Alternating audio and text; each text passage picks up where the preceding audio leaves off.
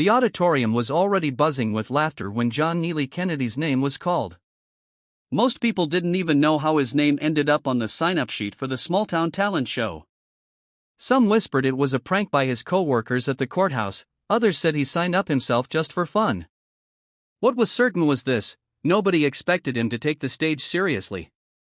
John, with his southern drawl and unpolished humor, was known more for quick-witted remarks than for music. In fact, many of his friends teased that he couldn't carry a tune in a bucket. That's why when the announcer said, "Next up, Mr. John Kennedy," the crowd erupted into chuckles and applause, anticipating a good laugh more than a good performance. John stepped onto the stage, his boots echoing softly against the wooden floor. His hands gripped the microphone, and for a moment, he just looked out over the crowd.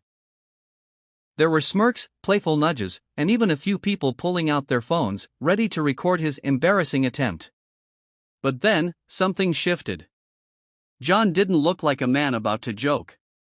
His eyes were steady, his shoulders squared, and his voice, when it came, was not the shaky, off-key warble everyone expected.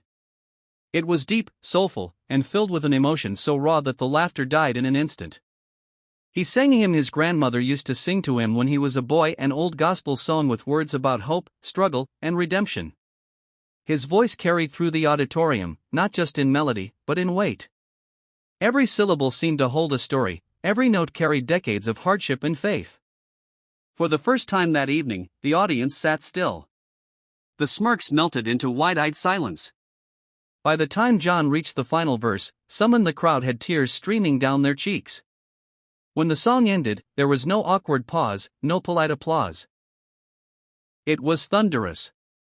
The crowd erupted, clapping and cheering, some even standing to their feet. Nobody had expected it. Nobody had prepared for it. And most importantly, nobody would ever forget it. The days that followed were different for John.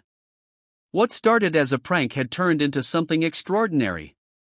He was approached by the talent show organizers, who admitted, half shocked and half proud, that his performance had earned him a spot in the finals.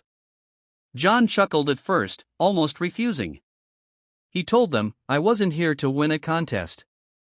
I just wanted to sing what was on my heart." But deep down, the experience had awakened something inside him. For years, he had buried his love of music under layers of work, responsibilities, and the expectations of others. He hadn't sung publicly in decades, not since he was a young man sitting on the porch with his grandmother, strumming an old guitar. But life had changed him. He'd lost people. He'd seen hardship. He had carried the burdens of public service and felt the weariness of being underestimated. That night on stage, all of it.